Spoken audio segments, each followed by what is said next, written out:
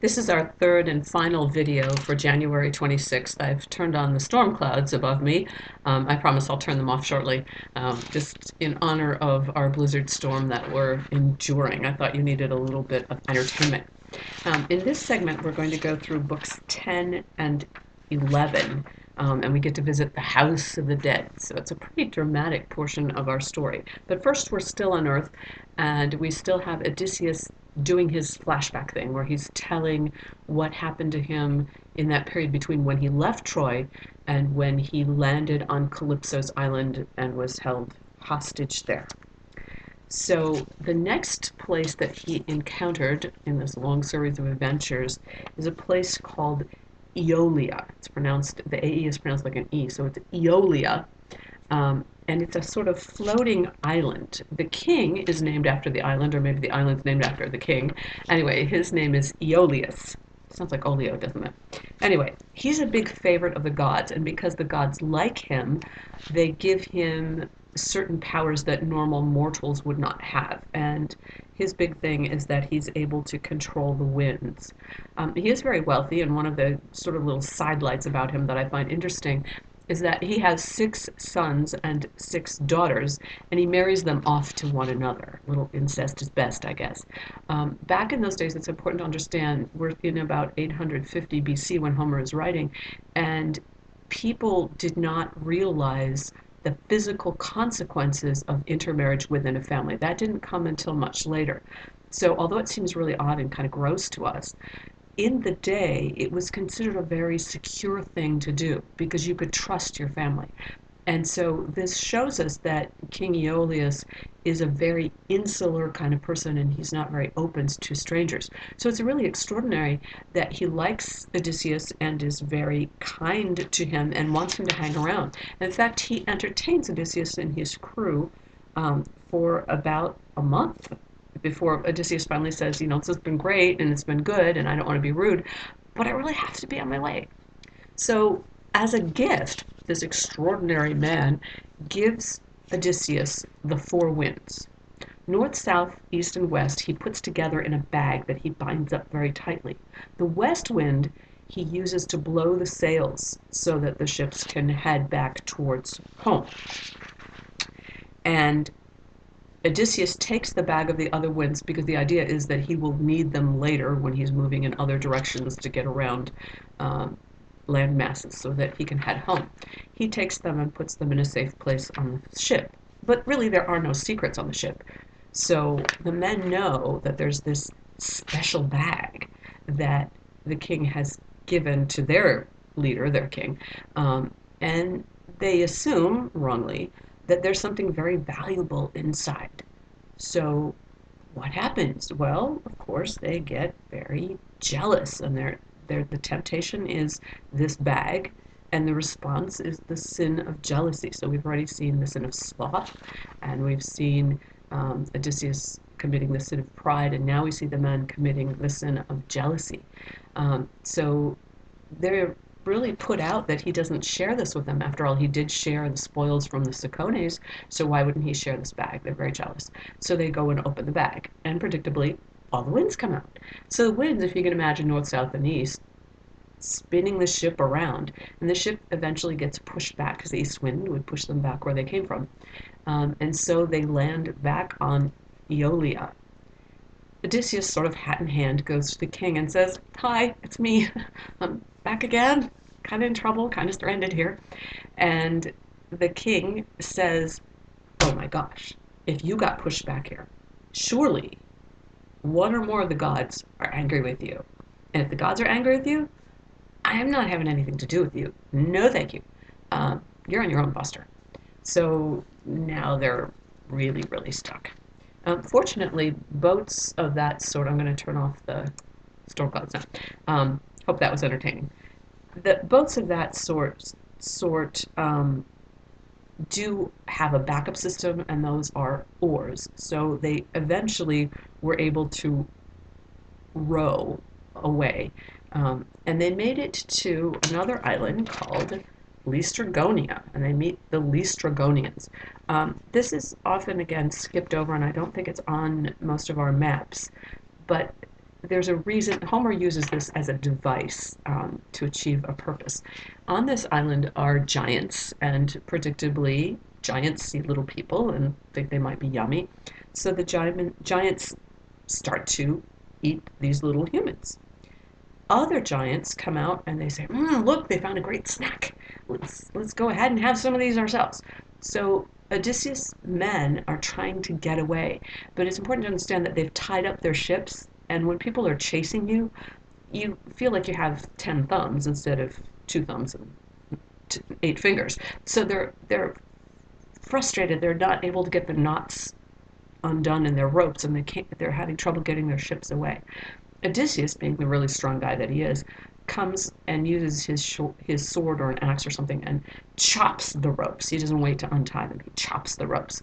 And what happens is his ship, out of all the ships in the fleet, his ship is the only one that gets away. So it's not important from a substantive point of view. It's a device that Homer uses to reduce this giant fleet down to one ship. And having just one ship means that whatever happens, there's not another vessel.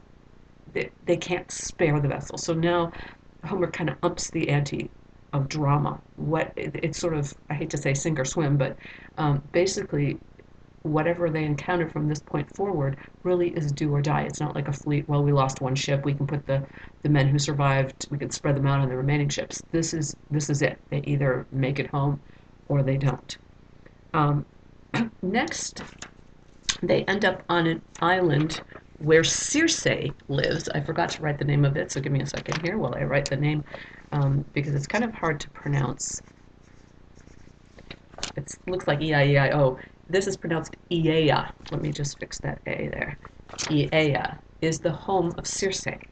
Circe is sometimes called a witch, but she's not actually a witch. People use that term because she's not one of the high goddesses who live up on Mount Olympus, and she's not a nymph. Nymphs always have some kind of job that they have to do. They guard the forest, or they take care of a river, or they take care of a body of water, or something like that. So Circe is sometimes called a witch because she's a lower ranking immortal, but she's not like the Wicked Witch of the West. She's just an immortal woman with an attitude. So Odysseus, at this point, has just the one ship and whatever crew members are on that ship, all that's left to him. So to be cautious, he sends an advanced crew to see what there is on that island. We want to make sure that there aren't a bunch of giants who are going to eat those of us who remain. So the advanced contingent goes forward, and they find this pretty decent looking house, and they go inside, and Circe invites them to a delicious meal. Now, one guy stays outside, Eurylochus, but the rest of them go inside. She offers them a great meal. They think it's great hospitality. They accept the meal, they eat it, and what they don't know is that there's a potion inside that turns them into pigs. Now, Eurylochus, standing outside, doesn't know when more pigs come out the door and end up in the pigsty. He doesn't know that those are his men. All he knows is that the men went into the house and they never came out. He waits and waits and waits, and they never come out. So he realizes that something bad has happened, though he doesn't know. He didn't hear any screaming, didn't hear any sounds of fighting, doesn't know what happened, just knows that something's wrong. So he goes back to the ship and he says to Odysseus, hey, the men have disappeared. We found this house, they went inside, they didn't come out. So Odysseus, being the king, has to rescue his men. So he heads down towards her house, towards Circe's house. And of course he's going to fall into the same trap, right? Well, who intervenes but our buddy Hermes? It's unclear from the text whether Hermes is freelancing, because he does that, or whether Zeus has sent him. So we don't know if he's doing what he's about to do at his own behest, or if someone has assigned him, because he is the messenger god, has assigned him to do this. We don't know. But what he does is he gives Odysseus a potion and instructions. The potion that he gives him will make him immune to Circe's potion, which would have turned him into a pig. But it doesn't stop there. Hermes says to him, look, she's going to try to turn you into a pig. Drink this stuff. It will keep you from turning into a pig. But if you want your men back, you have to sleep with her. Okay, so again, that shows us a little bit about the mores of the time. Homer doesn't think it's a bad thing for a married man to sleep with a woman if he has to do it for a purpose. By today's norms, that would be a really bad thing. But it was not uncommon in the day that men who were away from home for a really long time um, would have some mistresses along the way. So this is considered acceptable in that day and age. And as we look at morality and relationships with God and sin and issues like that and how they've evolved over time, this is a clue that the mores of the time, just like taking women as sexual slaves was common practice, sleeping with a woman you find along the way is common practice. So Odysseus does exactly what he's told, drinks the potion, goes inside. Circe offers him a lovely meal. He eats it with confidence and does not turn into a pig. She's pretty impressed by that. He must have some pretty strong magic, she thinks. And, he's kind of a buff looking guy.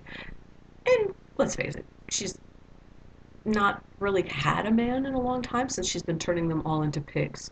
Some scholars say that the reason that Circe turns men into pigs is that she thinks men are pigs.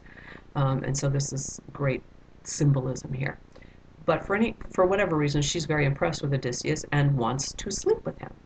So Hermes said so, so indeed he does. The next morning, like the old cliche, she wants to fix him breakfast. And Odysseus puts on his best acting hat and says, "Oh, I'm so upset. I couldn't eat a thing because I know that something's happened to my men. They've been turned into pigs. And I'm so distraught that I couldn't think of eating." Interesting that he wasn't so distraught that he couldn't make love to her.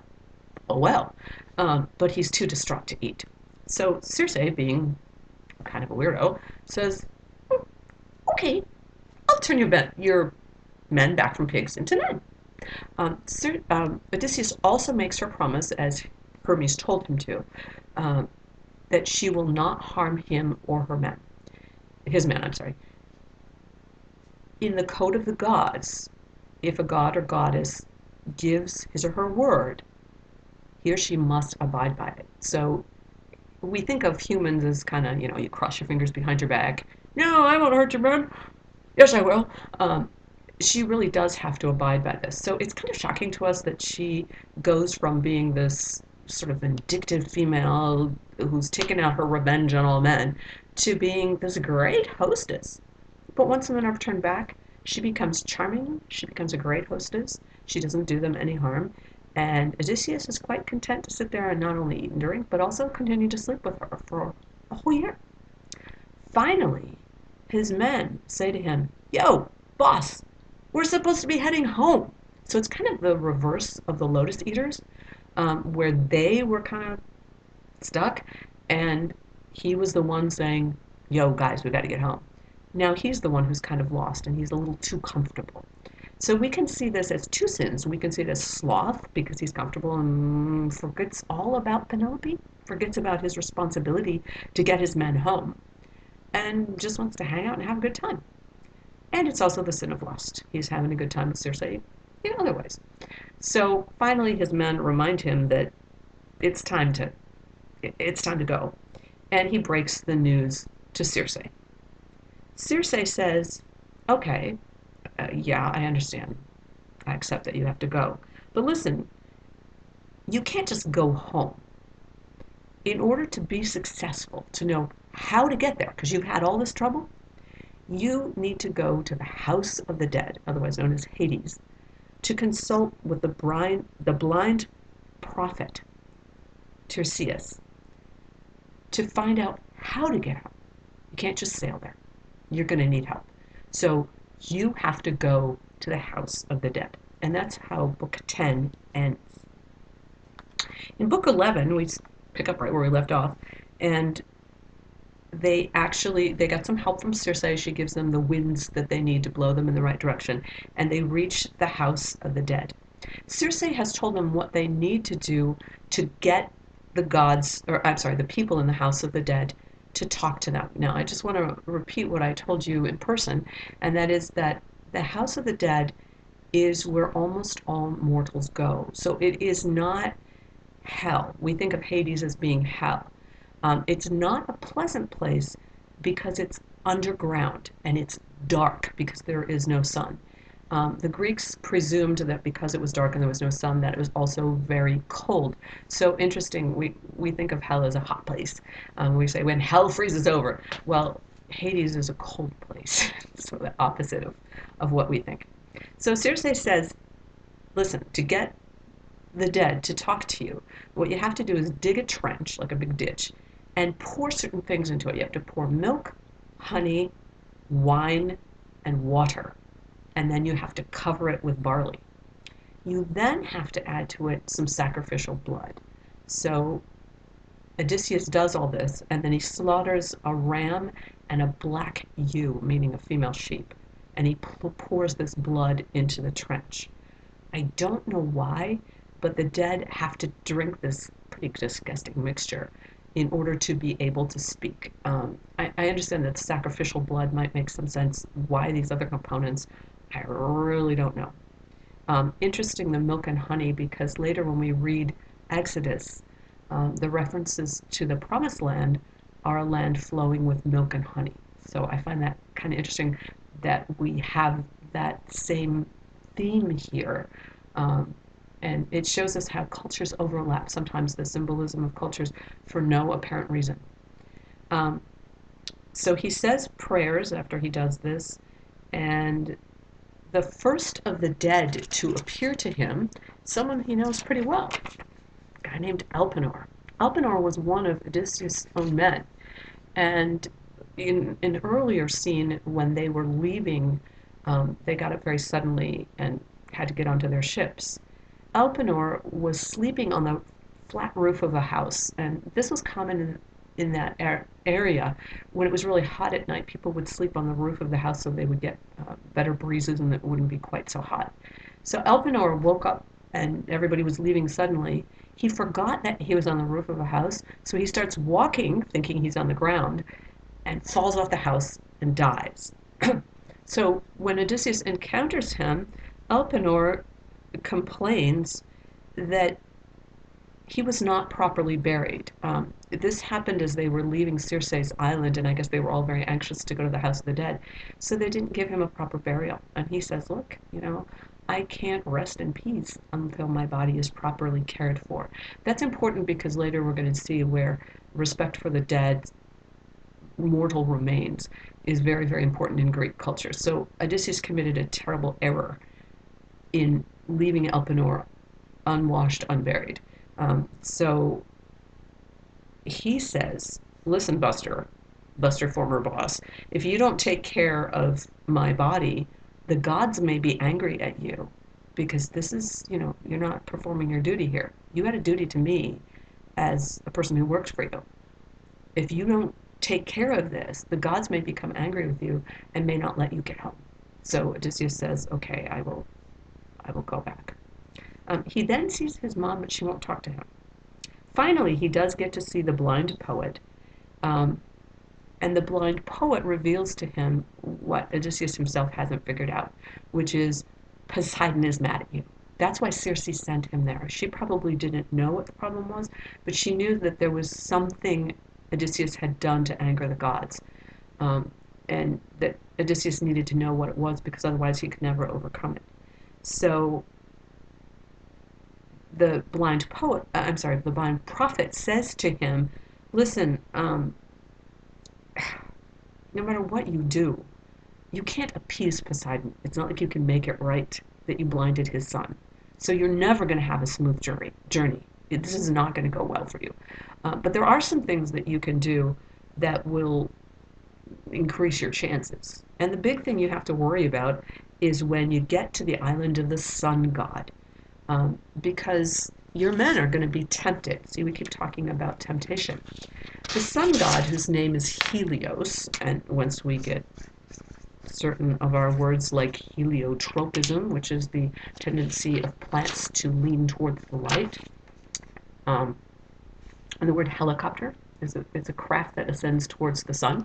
So Helios, the god of the sun, doesn't have any children of his own. I guess he never married. And he has these cattle, these animals, who are like children to him in the place of his children. They're kind of weird because they're immortal, like gods, but they also can't have any young. So there's a finite number of them who will live forever unless something bad happens to them. Tiresias says, when you get to this land of the sun god, your men are going to be tempted because they will be hungry and they're going to see these cattle and they're going to want to kill them and eat them. Don't let them do it. Because if they do that, the sun god is going to get Zeus to take revenge against you. And you won't have a ship anymore. That one last ship you have is going to be destroyed. Your men are all going to die on the spot. And if you get home, it will be as a broken man with no ship of your own. So don't let them do it. And Odysseus is like, yes, sir. And then Odysseus says, by the way, I saw my mom and she wouldn't talk to me. What's the big deal? And Tiresias says, well, the dead can't talk to you unless they drink that stuff that's in the ditch, that the blood mixture that you put in the ditch. So eventually mom does come back and she drinks this blood, honey, milk, barley mixture. And then she does speak. I'm going to read to you from page 255, lines 211 and 213. Listen carefully to what mom is saying. Remember that Odysseus has been away from home quite a few years at this point, probably about 12 or 13 years, and he doesn't know what's going on. No, I'm sorry. At this point, this is after he's off of Calypso's island. It's almost 20 years. So mom says this: Telemachus still holds your great estates in peace. He attends the public banquets shared with all. The feasts a man of justice should enjoy, for every lord invites him. Then she goes on to talk about his father and how his father's not doing very well, that he's suffering from grief and having a really hard time dealing with the fact that his son is gone and he doesn't know if his son is alive or dead. What this tells us about mom, it's kind of shocking because she says that all is well with Penelope and Telemachus. Notice that she doesn't mention the suitors overrunning the place, that they're plotting to kill Telemachus, that they're harassing Penelope and trying to get her to marry them. The reason is that mom doesn't know. And mom doesn't know because the knowledge of the dead ends at the moment when they die. So she's only aware of what happened up until the time she died, and only what she as a mortal was aware of. So she was living far away, and the father has a farm that's not on the same grounds as the palace. So she may have been unaware of some things because she was living not on the castle grounds and far away, so she only knew what she was hearing. So her knowledge was imperfect, but she also doesn't know what happened from the time she died forward. So if the suitors started acting up in the last couple of years since she's been dead, she wouldn't know that. Very, very different concept from our own concept of the dead, where we believe that the dead are able to see everything and that they know what's going on in our lives, and if they're on the good side, that they would in fact be helping us, we hope. So Odysseus is kind of shocked at the fact that his mom is dead. He didn't know that. So he says to her, Mom, why are you here anyway? Why are you dead? And she says, well, I died of grief. I missed you so much when you went off to war and wasn't sure if you were coming home, and I just died of grief. So when she talks about his father being at grief, we then see the reality that the father could also die, and all of this being not exactly Odysseus' fault, because it's not like he wanted to go off to war, but that it is a result of the circumstances and his own choices in life. So Odysseus has a heavy burden. You know, I'm responsible for my mother's death, not through any fault of my own, but still she died because of me, and my father's not doing well, and he could very well die because of me as well. So we have this hero who's grieving for all his friends who died at war, now grieving for his mother, and also worried about his father. You didn't read the middle section of book 11. It was not part of the homework, so I just want to give you some background on what happens. What I wanted to spare you was a whole bunch of women come and they complain. They all have tales of woe. It's interesting because they probably complain to each other all the time, and now they see a new face. So they tell Odysseus all these terrible things that have happened to them, and they're all complaining about men. Most of them have interbred with the gods, and their complaints are about the gods. He's the father of my child, and yet he abandoned me. Sounds kind of familiar, doesn't it? But again, it tells us something about the gods, that they're not necessarily benevolent, and they're not necessarily responsible. Okay, we have deadbeat dads among the gods. Persephone, you might know, is the goddess of the underworld. She's married to Hades, and she drives off the women and says, stop it with the woeful crap. Um, we meet now Agamemnon. He's the one whose wife was unfaithful to him. And when he came home from war, he was at war with Odysseus. When he came home from war, his own wife killed him, along with her lover conspired with her to kill him. And that was the story that we heard about when the gods were meeting on Mount Olympus and said that they had warned this mortal, if you kill your lover's husband, you're going to end up dead. Agamemnon is that husband who was killed by that man. Achilles, you might know, is a character who is a great warrior. He appears and asks for news of his father's son. Again, this is an indication that a dead person doesn't know what's going on Earth, and they see a mortal and it's like, tell me the latest news, because they have no visibility into what's going on. And again, loved ones come up asking Odysseus, can you tell me about my loved one? Can you tell me about what happened to my parent, my child, whatever? One of the people whom Odysseus sees but who does not approach him is Ajax. Just in case you're curious as to who Ajax is really angry with Odysseus because when Achilles was killed, Achilles had this great suit of armor. He was a very important warrior, and obviously very wealthy from a very good family. And when he died, everybody wanted his armor. So Odysseus and Ajax fought over the suit of armor, and Odysseus won. So Ajax was so angry that he killed himself. So now obviously he's in the House of the Dead, which is not a happy place, and he blames Odysseus for it.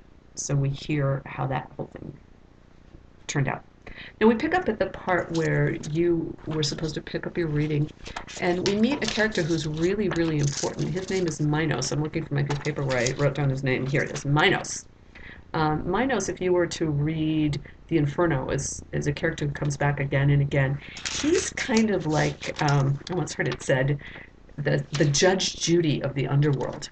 So as people come to him as they're dying, the dead are brought on a boat to him, he assigns them where they're going to go in the House of the Dead.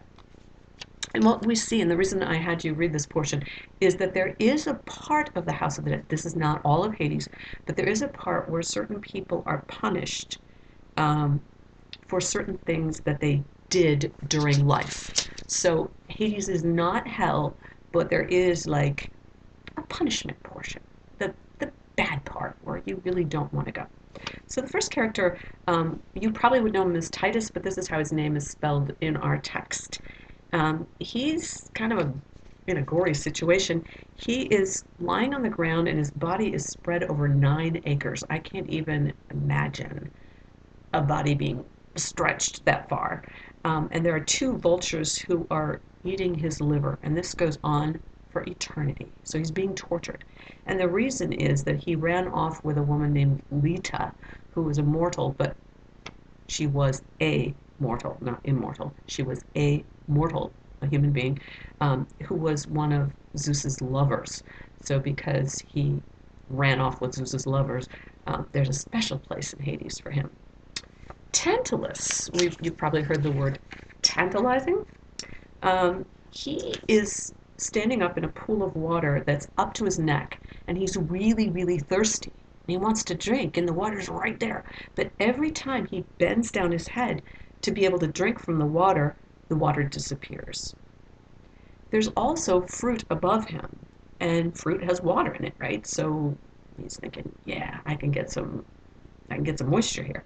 But every time he reaches for these branches with fruit, the wind blows the branch away, and he can never get to to the um, to the fruit that he's trying to consume. So this is where we get our word tantalizing, where something is really, really tempting, but you can't have it. I don't know what he's being punished for. The text doesn't tell us, but he's obviously done something to hack off the gods. Then we have a character. I often refer to this guy because I feel like this a lot. His name is Sisyphus. And Sisyphus's punishment is that he has to roll this boulder, really heavy boulder, up this hill. And he push and push and push and push and push. And finally, when he gets to the top, it rolls back down. And he has to start all over again. Do you ever feel like that? That's kind of like Groundhog Day, where you have to do the same thing over and over and over again, and you never get anywhere. There's also a rather, what shall we call it, a rather controversial character we see here. He's rendered in our text as Hercules. You may know him by his Roman name, which is Hercules.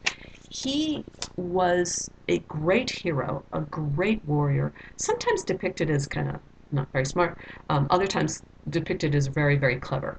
But at any rate, he was very, very strong and very, very successful in many battles and also in doing a lot of weird tasks. I can't remember now who it is he worked for, but he was often sent to do these bizarre tasks like to steal the guard dogs from Hades.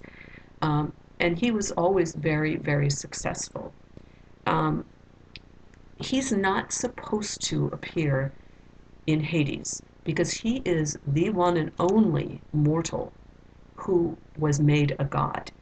In our text, the way Homer writes it is that the man himself is on Mount Olympus and that his spirit is here in Hades. And scholars can't figure out why that is because his spirit should have been with his body on Mount Olympus if he's dead. So it's one of those great puzzles of great literature that Homer's written this in a way that's really not consistent with mythology. So Hercules is supposed to be up on Mount Olympus. At the end of book 11, Odysseus suddenly gets very afraid. He's been pretty bold and pretty calm through all of this.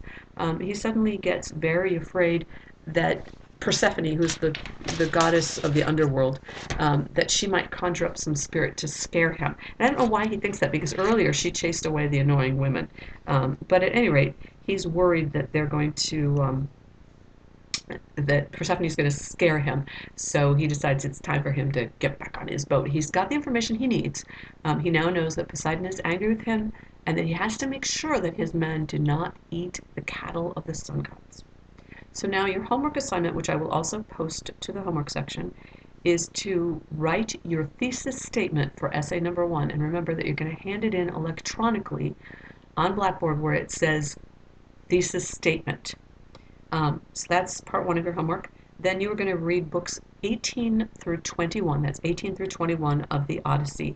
And I will post the usual Blackboard questions. So I'll have all of this posted on Blackboard so that we can be ready to meet and do our magic on Thursday.